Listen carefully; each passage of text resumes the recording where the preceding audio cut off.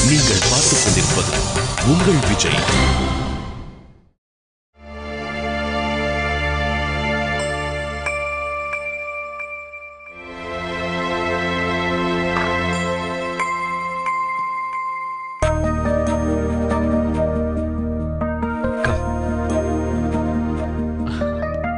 என் நம்பிக்கை ஜெயிச்சிருச்சு. என்ன நம்பிக்கை? நீ நிச்சயமா வருவேன்னு சொல்லி நம்பிட்டு இருந்தேன். அந்த நம்பிக்கை ஜெயிச்சிருச்சு. தேங்க்ஸ். உட்காருப்பா, உட்கார் பிரபு.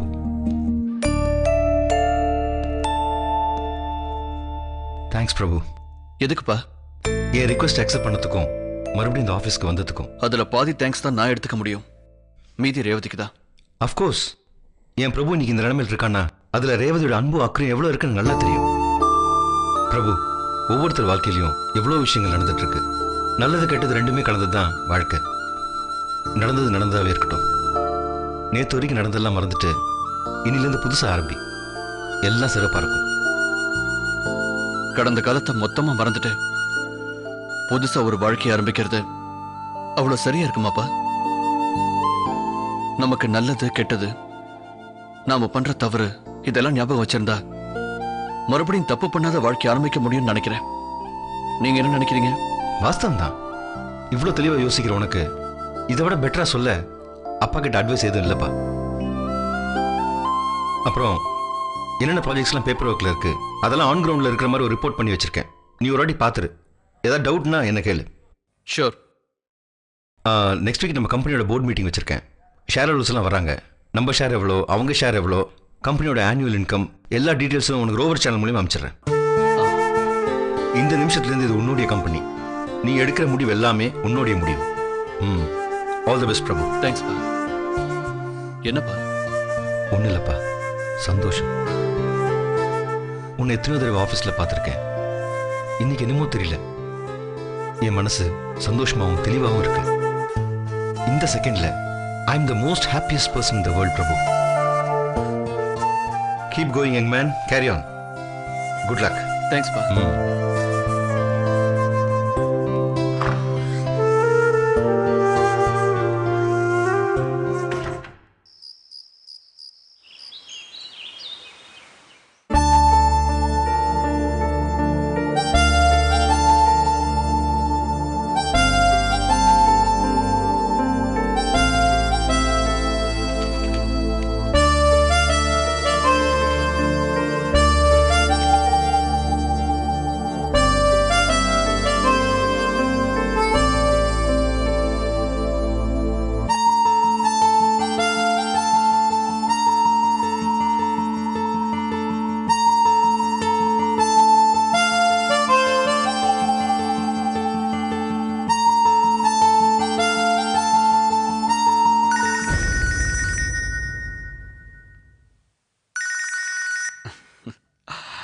ஹாய்.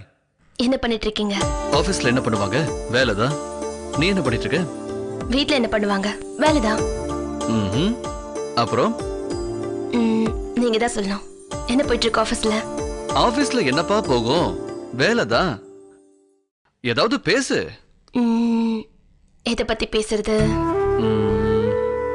தென் எனக்கு போர் அடிக்குது. அப்ப ஆபீஸ்ல இருந்து கிளம்பி வந்துடவா, எங்கேயாச்சும் வெளியே போவோம். ஐயோ, ஆபீஸ் டைம்ல வேலையை விட்டு வெளியில வரக்கூடாது. நீ இப்ப முழுகாம இருக்க.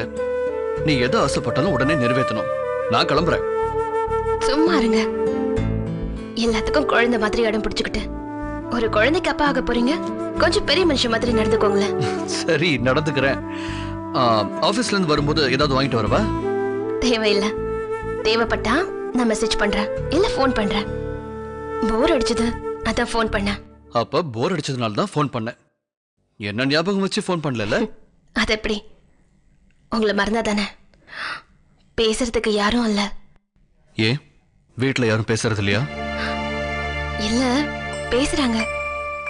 ஆனா நம்ம ரெண்டு பேர் பேசுற மாதிரி அவங்க கிட்ட பேச முடியாது இல்லையா? அவங்க கிட்ட நார்மலா தான் பேச முடியும். அப்புறம் அப்புறம் என்ன இருக்கு தெரியல.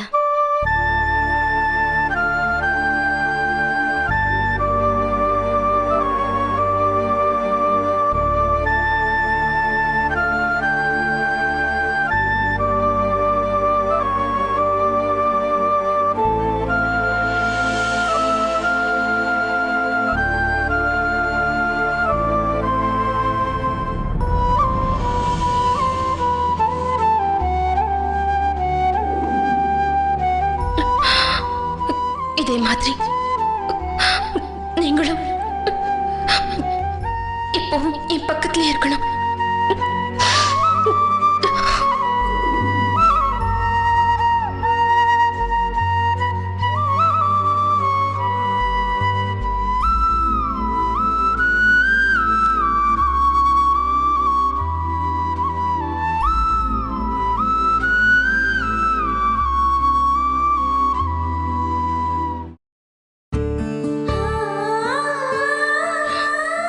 உங்களை மாதிரி எனக்கு ஒரு குழந்தை பிறக்கணும்.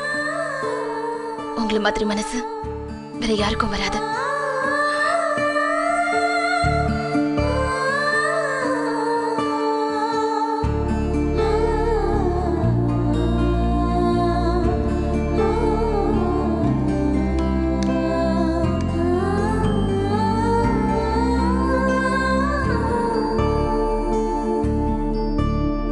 எல்லாரோட மனசும் மாறத்துக்கு நாம தான் வழி பண்ணணும். அவரும் ரொம்ப பிடிவாதமா இருக்காரு. நாம தாயாக போற விஷயத்தை அத்தை கிட்ட சொன்னா அவங்க மனசு தானாவே மாறிடும். எல்லா குடும்பங்கள்லயும் இந்த மாதிரி சின்ன சின்ன பிரச்சனைங்க இருக்கத்தானே செய்யும்.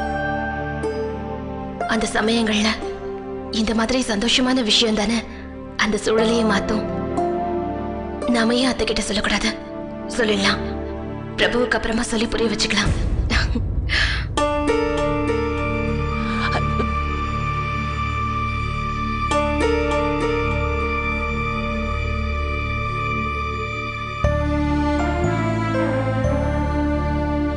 சரிடா, உன் இஷ்டப்படி பண்ணு.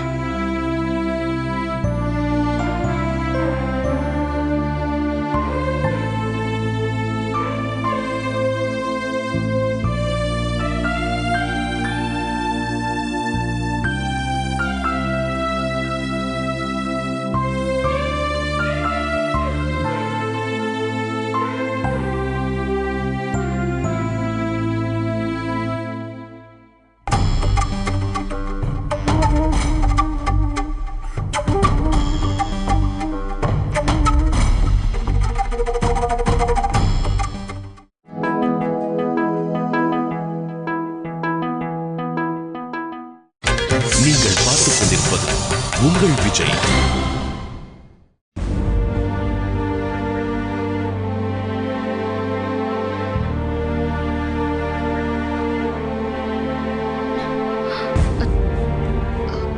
அத்தை, வா.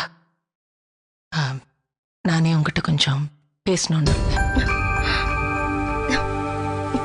சொல்லுங்க அத்தை. நான் இப்போ உங்ககிட்ட சொல்ல போற விஷயம் நம்ம 2 பேருக்கு நடுவில் தான் இருக்கணும். வேற யாருக்கும் தெரியக்கூடாது. முக்கியமா பிரபுவுக்கு. இந்த விஷயம் தெரிஞ்சா பிரபு என் மேல கோவப்படலாம். என்கிட்ட பேசாம இன்னும் என்ன வெறுக்க ஆரம்பிச்சிடலாம். நான் சொல்ல மாட்டேன். என்ன நம்பலாம் அத்தை. கார்த்திக்கும் ஜோதியும் லண்டன்லேருந்து திரும்பி வந்துட்டாங்க. இப்பதான் ஏர்போர்ட்ல இருந்து ஃபோன் பண்ணாங்க. அப்படியா? வீட்டுக்கு வர எவ்வளவு நேரம் ஆகும்? அவங்க 2 பேரும் இந்த வீட்டுக்கு வரல. பின்ன ஜோதிக்கு உன் மேல கோவம் இன்னும் தனியில்லைன்னு நினைக்கிறேன்.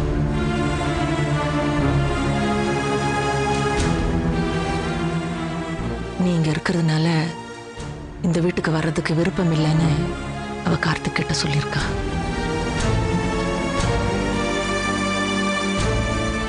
அதனால ஜோதி நேரா அவ வீட்டுக்கு போறாள்.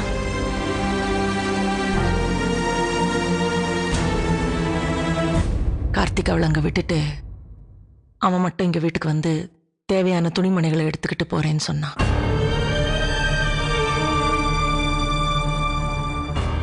கார்த்திக்கும் ஜோதியும் சந்தோஷமா வாழணும்னு ஆசைப்படுறேன். அதுக்காக உன்னை இந்த வீட்டை விட்டு போன்னு நான் சொல்ல முடியாது.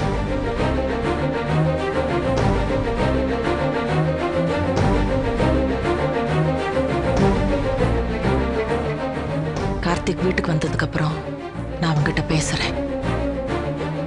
ஜோதிக்கும் ஃபோன் பண்ணி அவளை கன்வின்ஸ் பண்ண ட்ரை பண்றேன். எப்படியான அவங்க 2 பேரையும் இந்த வீட்டுக்கு வர வச்சிடுறேன். நீ மட்டும் எனக்காக ஒரு உதவி செய்யணும். சொல்லுங்க அத்தை. ஜோதி உன்னை பார்த்தா தேவையில்லாத பிரச்சனை வரும். அதனால நீ அவ கண்ணில் படாம ஒதுங்கியர். நீ உண்டு உன் வேலை உண்டுன்னு தேவையில்லாத விஷயங்கள்ல மூக்க நுழைச்சுக்கிட்டு எந்த பிரச்சனையும் பண்ணிடாத.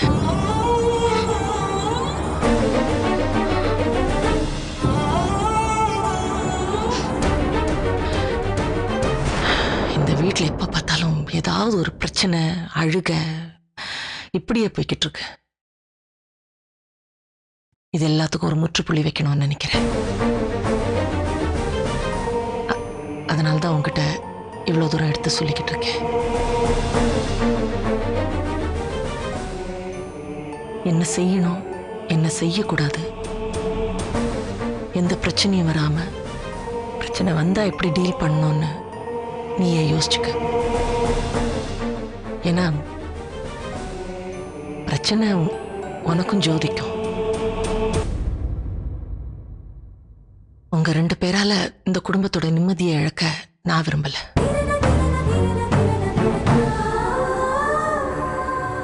நான் சொல்ல வேண்டியதை சொல்லிட்டேன். என்ன பண்ணணும்னு நீ முடிவு பண்ணிக்க.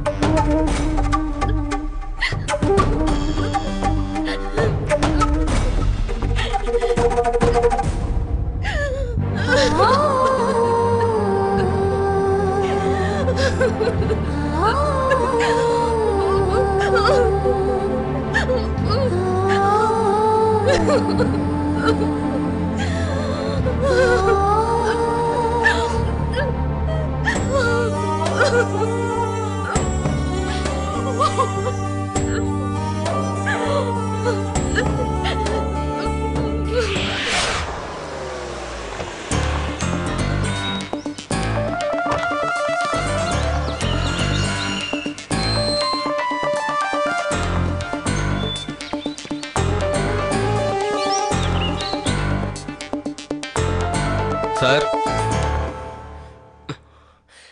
நீங்க லாயர் பத்மநாபன் ஒரு முக்கியமான விஷயம் பேச வந்திருக்கேன். உட்காருங்க. தேங்க்யூ. சொல்லுங்க சார். வீட்டில் எல்லாரையும் கூப்பிடுங்க. அம்மா, சங்கீதா, பாட்டி.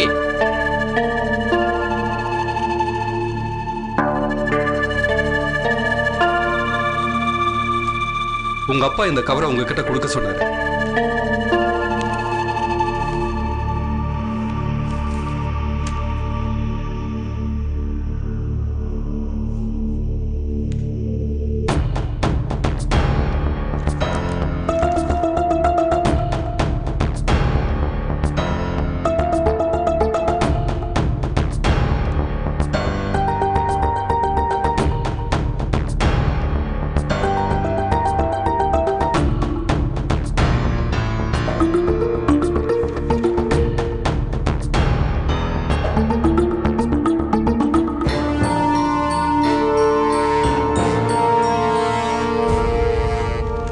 என்னடா எழுதிருக்கு?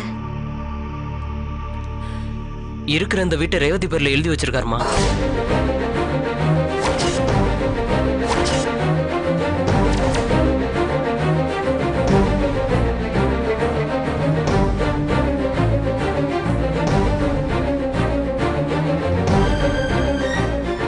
செத்ததுக்கு அப்புறமும் நல்லது பண்ணிட்டு போயிருக்காரு.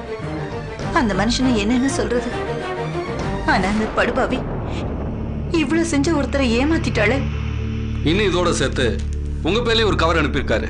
என்ன அது? தெரியல, சீல் பண்ணிருக்கு. இது உங்களுக்கு எப்படி கிடைச்சது?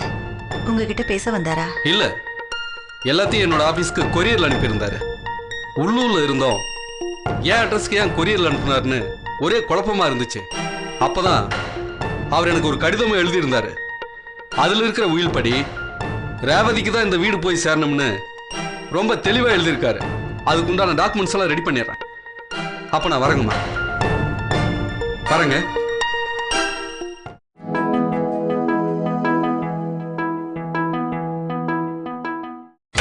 நீங்கள் பார்த்துக் கொண்டிருப்பது உங்கள் விஜய். அதுல இருக்கிற உயில் படி ரேவதிக்கு தான் இந்த வீடு போய் சேரணும்னு ரொம்ப தெளிவா எழுதியிருக்காரு. அதுக்குண்டான டாக்குமெண்ட்ஸ் எல்லாம் ரெடி பண்ணிடுறேன். அப்ப நான் வரேங்கம்மா. வரேங்க.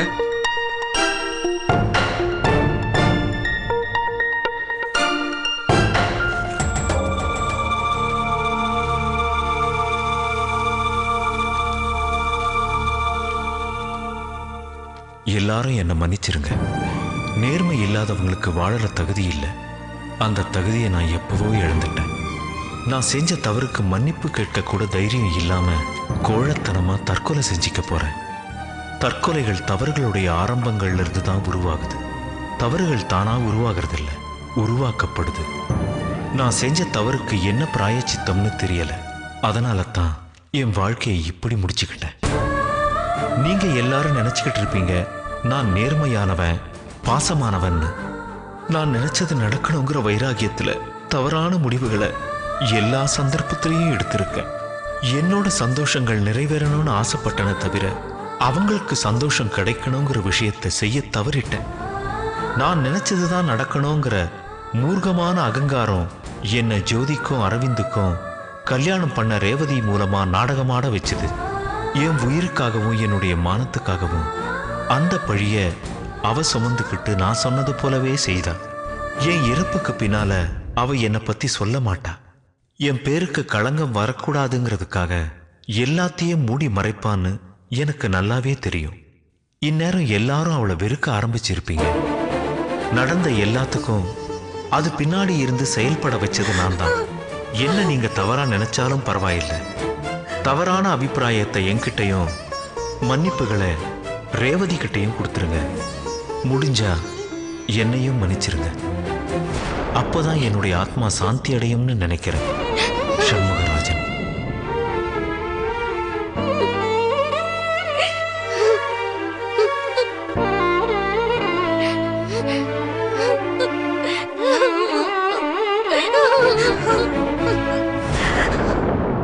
ரேவதி,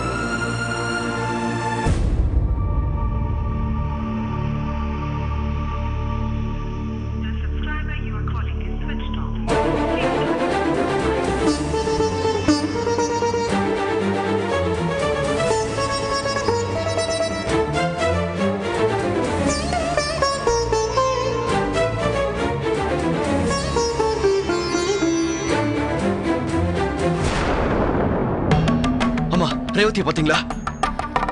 எதுக்கு இந்த வீண் பேச்செல்லாம்?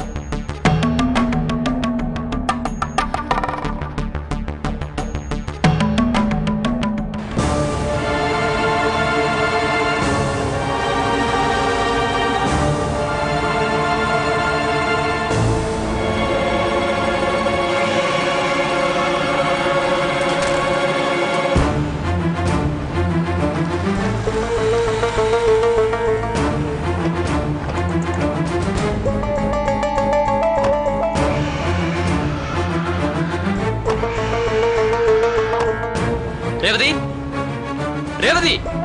அருணாச்சலம், ரேவதி எங்க? அவ உங்க கூட இருக்கான்னு நினைச்சேன்.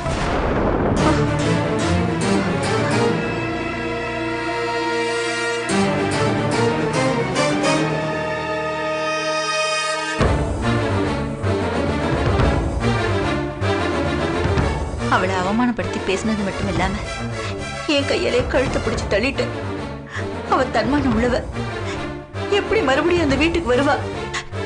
ரேவதி இங்க இல்லையா? சொல்லுங்க, ரேவதி இங்க இல்லையா?